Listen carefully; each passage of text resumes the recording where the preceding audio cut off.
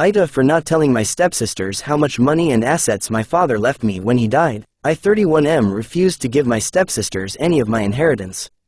My father began dating a woman when I was 8 years old. He and my mother had already split. The woman he began dating had 3 other children from another relationship. And me and my SM never got along. I never got along with her or her children, and this relationship only seemed to get worse when I moved in with my father when I was 12 years old. So for context, my father is a very emotionless man. He made it very clear to my stepmother that she would not parent me, and he would not parent her children. Each will deal with their own children, a rule which he abided by. She did not. To be clear, although he was not emotionally there for her children, he did but them everything they wanted.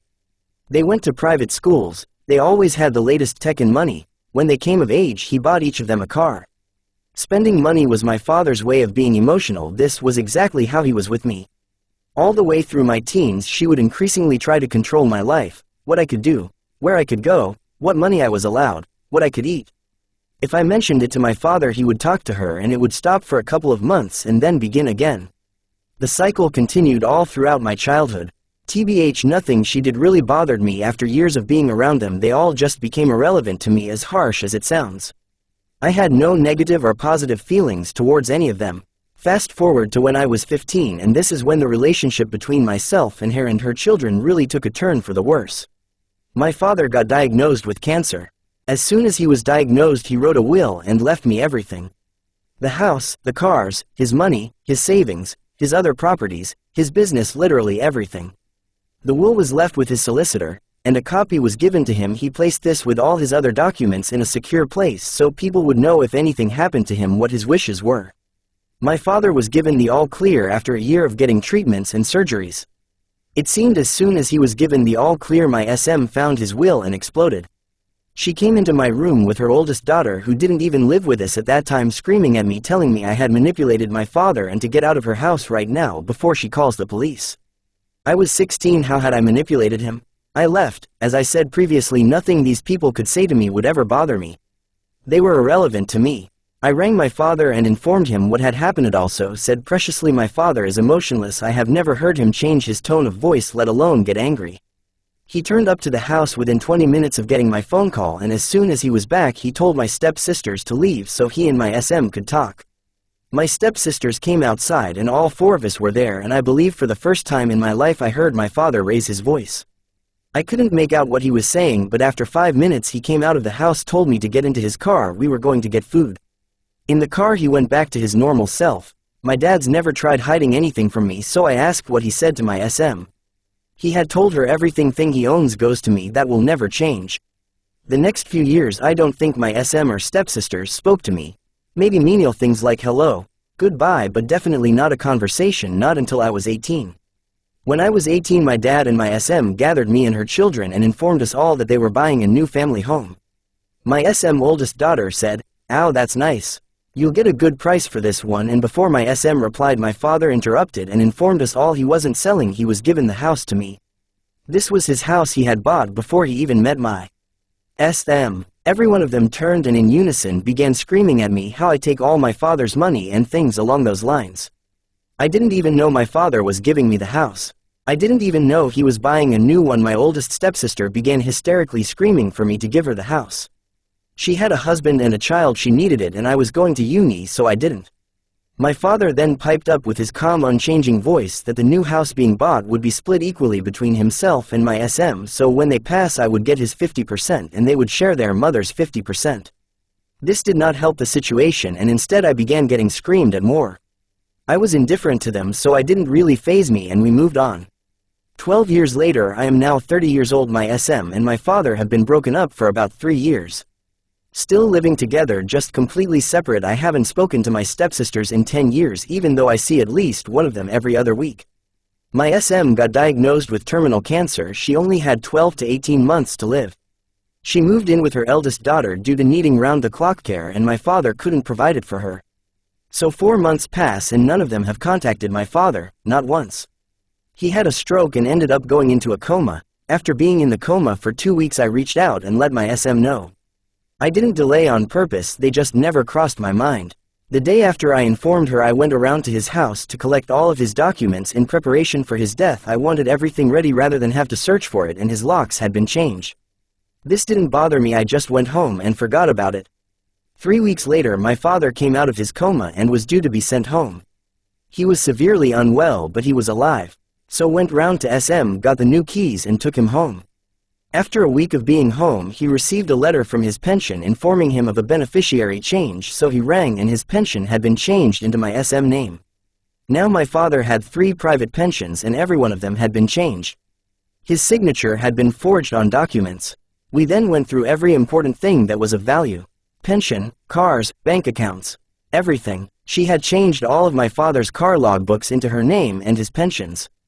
In total around 850k worth of assets and money she would have stolen if he had passed away when he was in his coma. However, the one good thing from this was when we rang the mortgage company for the property they had bought together, they had informed us that the property was in fact bought on a joint mortgage, which means both of them own 100% of the property. If one dies, the survivor gets 100% of the property. This wasn't an issue for my father. He said she could have 100% if he dies before it sells. Once confronted with the attempted theft, she just said, "I thought you would have wanted me to have it." After this, the relationship between them soured. They both wanted to sell the house. However, she wanted 100% of it. They agreed he would get 30, she would get the 70. He was happy to give it her. So we were going through some more of his documents and found his life insurance documents. I knew my father was wealthy, but I never imagined how wealthy until I seen how much the life insurance policy was for, and I was down as 100% beneficiary. Whilst reading through the life insurance documents, I noticed a small section on a cohabiting policy. So my father rang them and they informed us yes, even though I was down as beneficiary, she would still be entitled to claim 50% because they are legally in a cohabitation partnership. Doesn't matter, they are no longer together, they have a joint mortgage, which is all the proof she would need. So after my father had taken a turn for the worse and speaking to a solicitor, me and him devised a plan. We asked the solicitor to send a letter to them informing my father would not sell the property unless it was a 70/30 split to him. TBH, he probably is entitled to that because she never paid a penny for anything. He didn't care about the house, just the life insurance. Now one of my stepsisters is a solicitor and we were hoping that her first reaction would be to ensure her mother got at least 50%, not 30.5, and we were correct. A week after our solicitor sent the letter, we received a notice of severance from my stepsister informing my father that on the grounds him and my SM had split, they are both entitled to 50% of the house. This is what we needed to legally show she is no longer cohabiting. My father passed 3 weeks after we received this. His funeral, my SM and stepsisters turned up, and they were joyous, happy, laughing. This didn't really bother me. I knew how petty they were and expected it. Anyway, 6 months after my father's funeral, my wife and child were out with friends at a play area for the kids, and my eldest stepsister was there with her husband and children. I could see them staring and giggling, and eventually, they came over. They mentioned the house and how we tried and failed to rob 20% of it from them and some other things. Then she started to say disrespectful things about my father, and I snapped. I told them, we didn't care about the house. My dad didn't want my SM to get his life insurance. My stepsisters went quiet for around 30 seconds and then started asking what I meant. I just grabbed my child and me and my wife and I left. The next day, I was bombarded with phone calls asking what my father had left me, and I told them, every single thing I got in inheritance. I told them right down to the last penny. And then proceeded to brag about how we needed them to fill for the severance because if we did, they would block and delay it, suspecting something. I was then non-stop harassed for the next couple of weeks, telling me I didn't deserve the money. I should split it 4 ways because he was all of our father, not just mine. Then the threats started, and I received a letter from my SM youngest daughter, who was a solicitor, informing me of legal proceedings they are going to take. So now, after 4 months of this, we were informed today that they have no legal claim to any of my father's inheritance. Due to all his paperwork, will, beneficiaries on his policies, which he was in sound mind when he completed. It has ruled in my favor. I received another phone call from my eldest stepsister after I found out about winning the case, begging me to split the money and assets or at least give them the money from the house that my father and their mother owned together. My wife believes I should just give them something to leave us alone, but that would go against what my father wanted.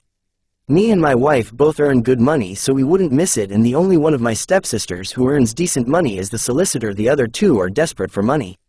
But when I think about it, I'm constantly reminded that I don't actually care for these people, so why should I help them out?